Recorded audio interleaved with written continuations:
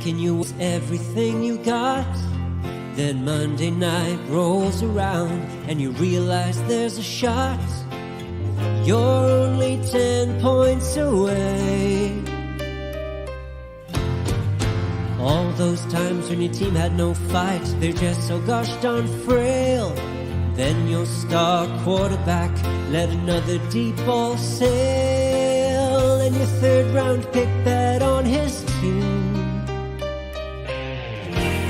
Then go check out our streets where everybody knows your pain, and they listen to complaints. You wanna be where you can see our bodies bring you no shame. You wanna go where everybody knows your pain.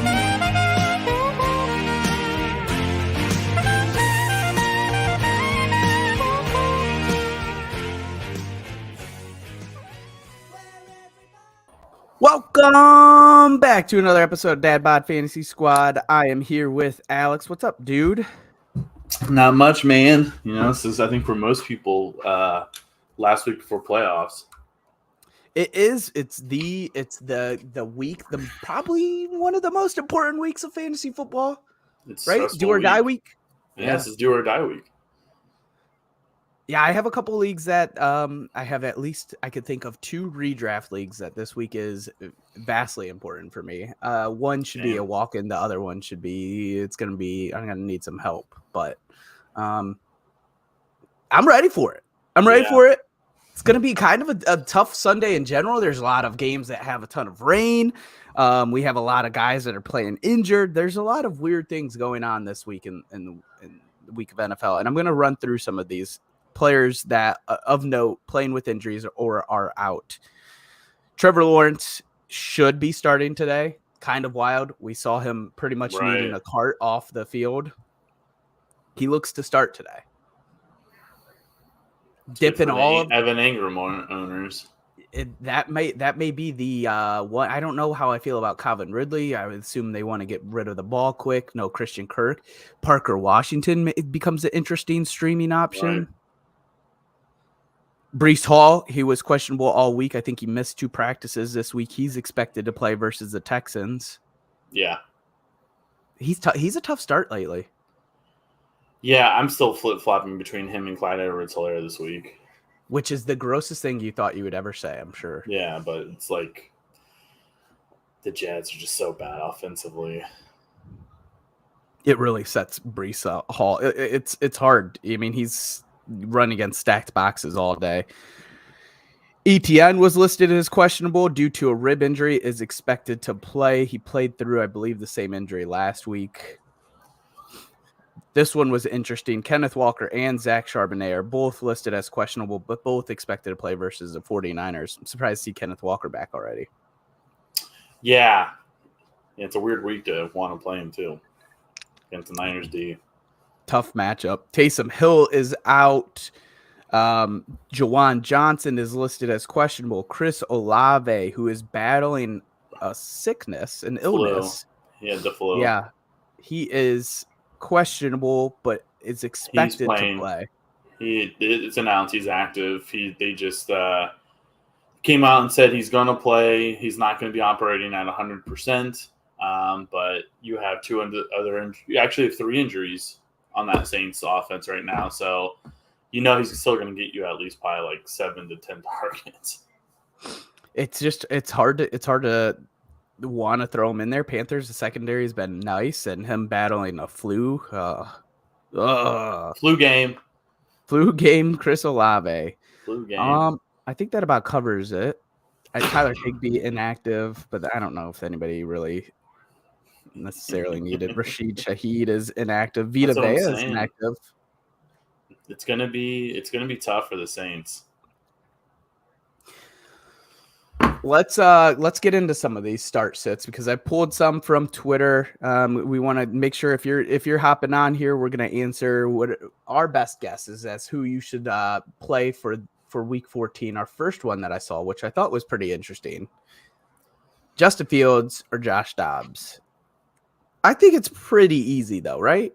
Fields. Yeah. hard to trust Dobbs right now. Right. Even with Justin Jefferson back, they haven't played a game together. Fields' legs going to keep you in it. It's just safer. Yeah, Dobbs could probably go off for 30 points, but that floor is definitely a lot lower than Fields' floor this week. I almost completely agree with you. Dobbs he was almost not the starter for the week. They were looking at maybe possibly turning to Nick Mullins, to Jaron Hall. And Fields actually went off against Detroit last time they met. He looked good. Well, yeah, he didn't throw for a ton, but he did a lot with his legs. I just still have the image of him hitting DJ Moore for 50 yards, and I can't seem to shake it. I think he has a good week. Yeah, I completely agree. They play him well. It's a divisional matchup. I wouldn't doubt it. This one's interesting, and this is where you feel real down about Cooper Kupp. I'm starting Cooper Kupp. Joe Flacco or Cooper Kupp in Superflex? Going Cooper Kupp. Yeah? I know who this guy Joe Flacco is. I've seen him before. Cooper Kupp faces Baltimore in what's expected to be a pretty rainy game. There was a cool stat about Matthew Stafford playing in the rain. Doesn't happen often. So there's some down reasons there. It's weird because all the Midwest is experiencing rain games. We got a ton of rain last night, but I don't think the Browns are going to have much rain during today's game. Joe Flacco against the Jacksonville. And look, it seems like a down question, but in Superflex, you really do want to prioritize that QB because that floor is just usually much, much higher. Yep. I think I might go Flacco. Yeah, you're a Browns fan. I'm a pretty unbiased Browns fan, mostly. I mean, Cooper's playing. It's not with terrible. Fantasy football, I should say. Yeah. I'd say if Cooper wasn't playing, I would for sure not start Flacco. I'm leaning Cooper, but you know Flacco. He could give you stinker, give you a really good game. They've got enough weapons. The Browns have enough weapons right now. Browns have enough weapons, and I think Flacco, he gives you a better protected floor out here. We have a question coming in from, I would assume, Robbie. Taysom is out. Or this may be Cody. Brevin Jordan, Tyler Conklin, or Jonnu Smith? I'm leaning Conklin. Conklin faces. We just talked about it. We got Conklin at Houston. Yeah. Brevin Jordan is facing, they're facing each other, the Jets. And then Jonnu is facing, do you know? Tampa Bay. Yeah. Oh, Jonnu's the bottom. Really? Because he was who I was thinking about starting. He's been, dude. Has he been done lately? Pretty rough lately? Yeah, he hasn't done shit lately. No, he's been pretty rough lately. You're right. Yeah, and Conklin's been getting a little bit more attention. Back to Zach Wilson with Conklin. Don't know if that helps or hurts. Yeah. Tank's out. So if it's me, it's Conklin. But how bad? Yeah. I'll go Conklin too. I'll double down with you. What's up, Albert? This is what he said, down bad. Yeah. Drew asked CEH, McKinnon or Breece Hall. We were just talking You're about having this. You're having the same question. What's funny is I like Drew. This is tough. I'm assuming you're picking one here. McKinnon is this is Kansas City versus Buffalo. So let me just have my little snippet on McKinnon for the week. Oh yeah, and I meant to show you this. Albert said nice call on Hunter Henry. He also shouted you out on Twitter. Let me give my snippet on McKinnon. Thanks, he's the biggest case for there's a super, like you could be at 1 point or we could end up with 25 points. Yeah. Especially it's Kansas City versus Buffalo. Historically, now these two teams have not looked the same as their previous seasons. Historically, this game has always been a shootout. where it opens up that opportunity for McKinnon to be used in that way, and we could see Patty dumping it off to him. He trusts McKinnon. If you want to shoot for stars, McKinnon is an interesting play, but it could be like a 1-point play. I mean, the safest is obviously just you toss in Brees because he's the talented back. To me, McKinnon is the home, like we said, he's home run. It's the riskiest play out of the three. Yes. What I just did is I just put, because I have, Clyde Edwards-Helaire and Brees Hall, I'm putting Brees Hall in. I just really think they're just going to give him the ball as much as they can. I think Brees Hall has probably 5 catches today. So that's what I'm looking at. I don't think it's going to be efficient running the ball, but he's going to get catches. And with Clyde Edwards-Helaire, he has not been efficient running the ball for 14 months. And he's probably not going to get catches. Exactly. So that's the one thing. Like Edwards-Helaire could have a great game. To me, the safest play is Brees Hall. And if you have to choose between these guys, I don't know if you're looking for the home run to begin with. Yeah, I mean, I'm with you. I think the way that I typically play fantasy football is I'm going to take my shot and go McKinnon, but I completely understand with playing the safe route and just going to Brees. I just will feel sick if McKinnon puts up 22, 23 on my bench on a I win get it, week. dude. It's the worst feeling. Albert wants to know if we're starting Trevor Lawrence. He has to decide between Lawrence and Dobbs for his second QB in Superflex. I think it's Lawrence for sure over Dobbs. Lawrence playing, you go Lawrence. Yeah.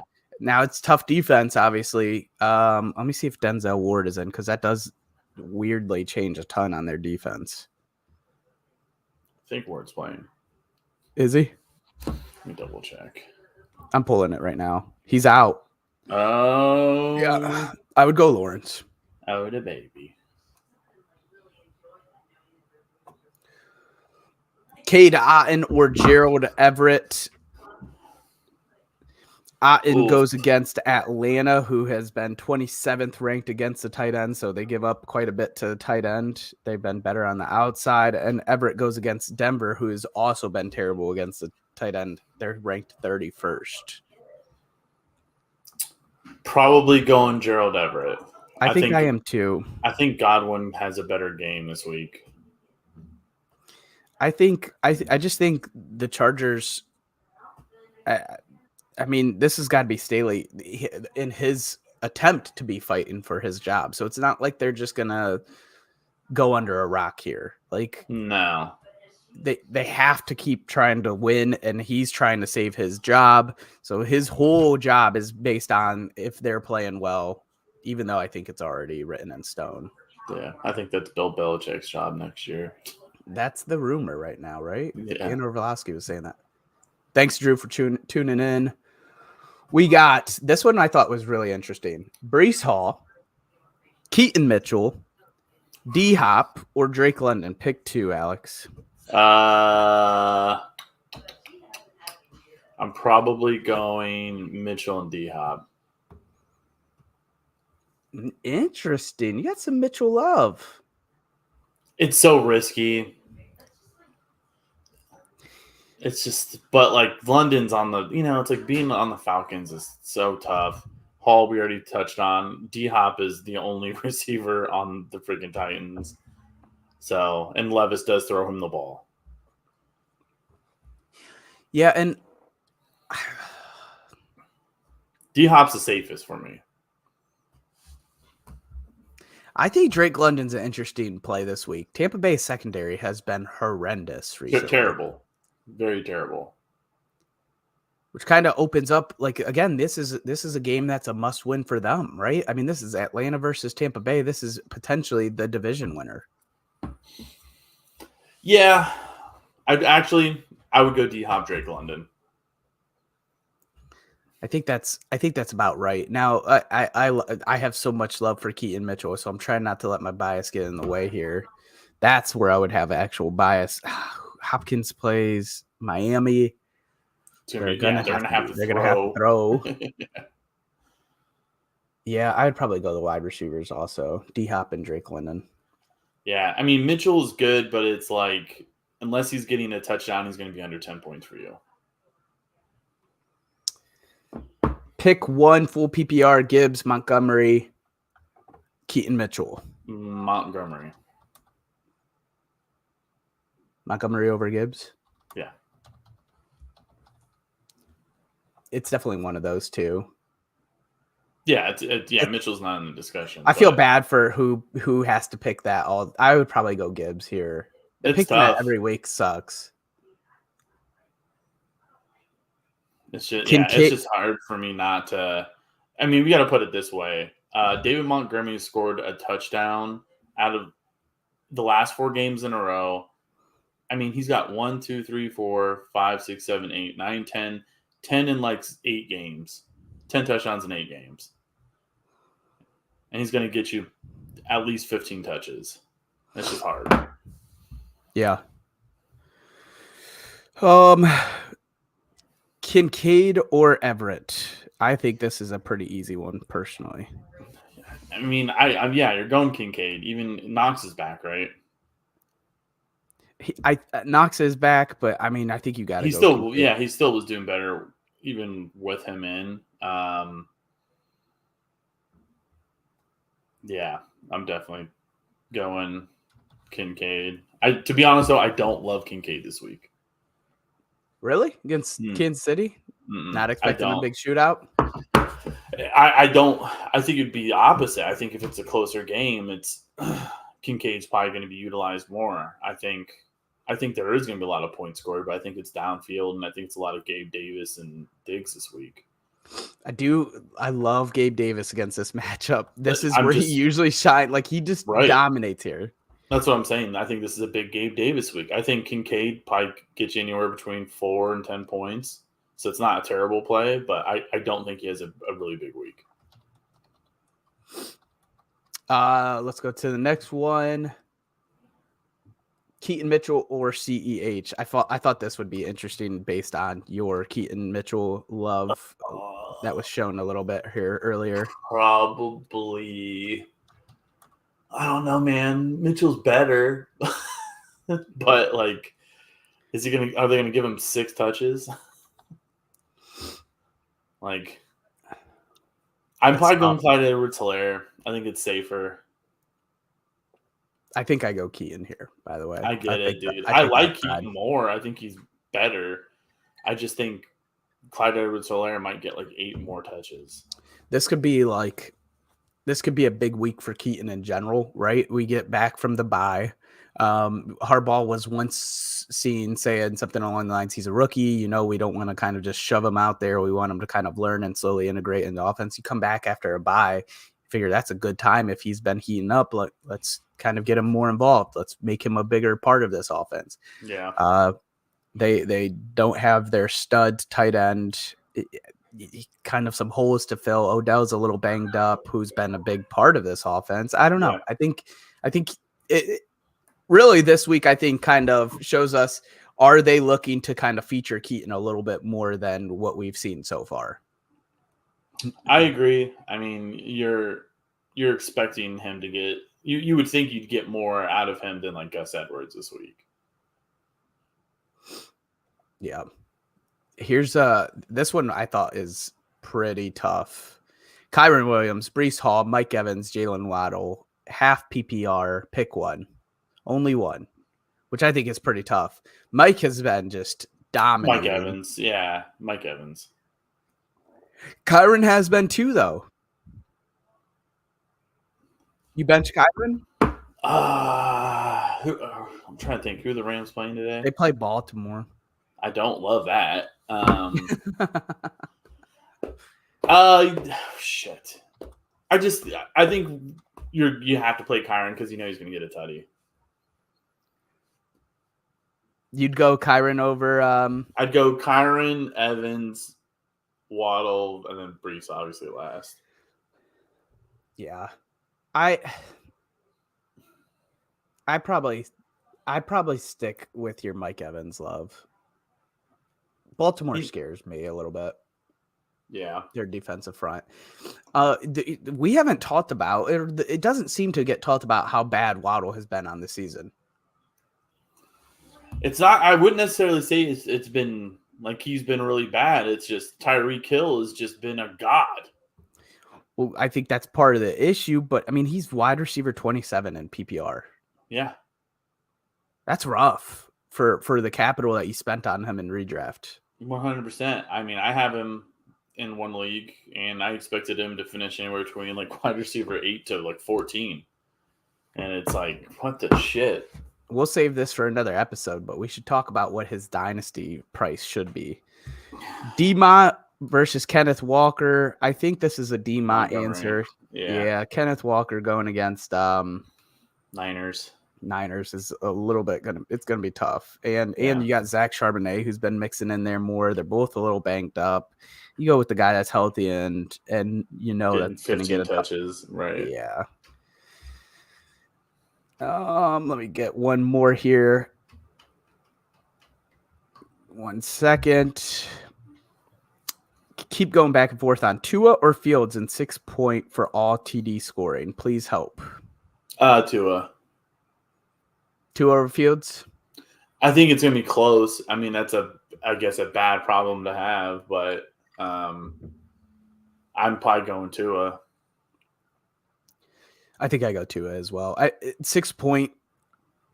I don't know. I did read that, right? 6-point for all TD scoring. So it doesn't necessarily level the playing field between a passing and a running quarterback, but it helps. Tua's scoring probably at least 2 touchdowns in the air tonight, and Fields probably isn't. So that's what's swaying me. I'll go Tua there too. Alex, any last thoughts before we wrap up and get on to week 14? Just everybody try not to have a heart attack today. You know, it's the do or die week, and 4 of my leagues I need to win to for sure lock in a playoff spot. So I'm gonna be wearing Depends all day today.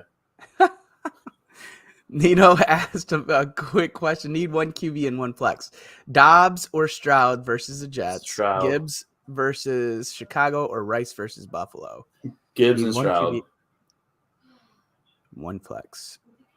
Stroud, I take Stroud too, and it's Gibbs as well. As much as I think Rashi is going to have a good game against Buffalo, there's part of me that thinks this Buffalo game has to be high scoring. It always has been, but then I'm like, these two teams are very different from previous. They're not that much worse. They're just not as good as those. I think Kelsey has a big game today. Finally, I would love that too. He's been kind of he's not even tight end 1 right now. Mostert or Kyron? Kyron.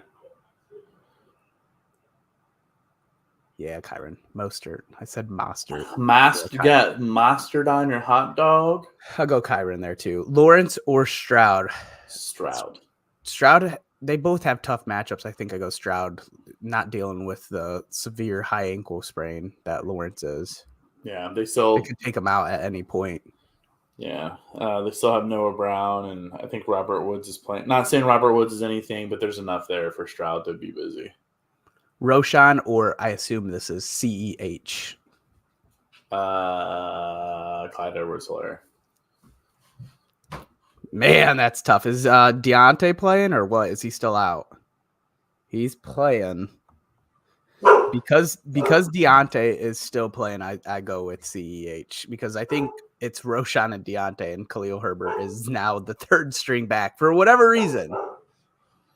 I don't know, dude. It's like I drafted Khalil in like 3 leagues, traded him in one of the leagues, and then the other one, it's like I drafted him in Miles Sanders. Like those are my guys. I was thinking like, oh, I could get these guys late. You know, don't go running back, and they both suck. And with Khalil, it's not even that he like sucks. The 2 or 3 games he actually got over like 12 or 14 touches, like he looked actually really good.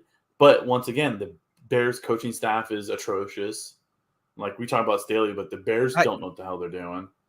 I don't disagree with any of that, but I think it comes down more to I don't think he offers much more than that. And I think some coaches value pass blocking and which Dante Foreman's not good at that.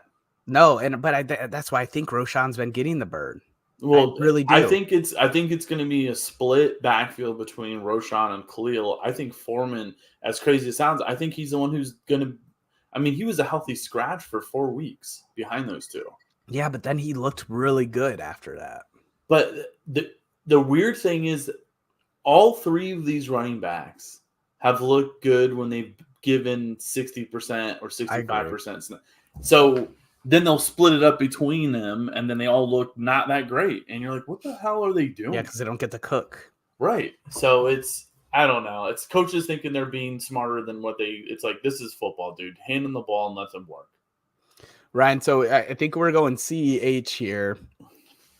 Yeah, I'm going to you. I personally don't feel great about it. I don't feel great about any CEH start, and I love my guy Roshan, but there's 3 backs there, and I have no clue if I could trust him on a Week 14 game where I feel like CEH should at least see 40 to 50% snaps. Roshan's kind of limited because, if they do get into the red zone, it's not going to go to Roshan with Khalil or Foreman there. Foreman's active.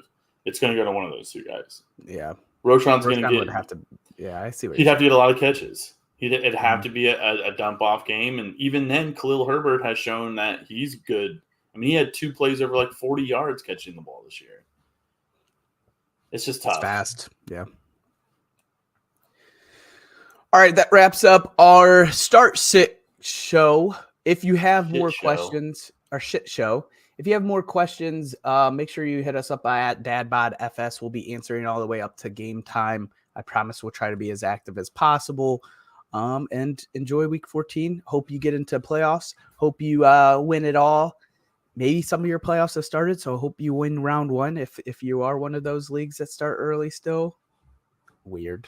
Yeah. Be weird. Yeah, the weirdos who already started that. You gotta play it safe, start a week early. Yeah.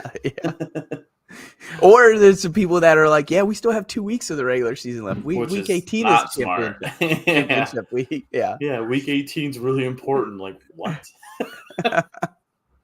Although this year, I feel like we might see some more players in week 18 because a lot more divisions are close. 100%. Yeah. But it's still not a great idea. Yeah. We will be back on Tuesday at 9 p.m. Check us out. We'll talk waivers on Tuesday, Wednesday at 9, and Thursday at 7. So make sure you tune in, follow us, let us know, give us feedback, whatever you may want, talk with us, whatever. For myself, for Alex, we love you guys. Peace. Thank you for watching our episode. If you enjoyed this episode, please make sure you like and subscribe to our YouTube channel. If you aren't already following us on Twitter, check us out at DadBodFS. We'll be posting all of our best clips and videos to all of our social media, TikTok, Instagram, Twitch, Facebook, YouTube. You can find us on there at DadBod Fantasy Squad. Lastly, if you'd rather just listen, we make sure we post our audio of each episode on all the major streaming platforms. Stick with us all season long so together we can count our trophies and not our